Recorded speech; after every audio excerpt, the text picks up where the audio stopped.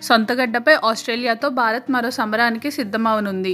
భారత్లో ఆస్ట్రేలియా పర్యటన షెడ్యూల్ను బీసీసీఐ ఖరారు చేసింది. ఈ పర్యటనలో టీమిండియాతో ఆసీస్ టీ20 వన్డే సిరీస్ ఆడనుంది. ఫిబ్రవరి 24 నుండి మార్చి 13 వరకు భారత్లో ఆస్ట్రేలియా పర్యటిస్తుంది. ఫిబ్రవరి 24న మొదటి టీ20తో ఈ పర్యటన మొదలవుతుంది.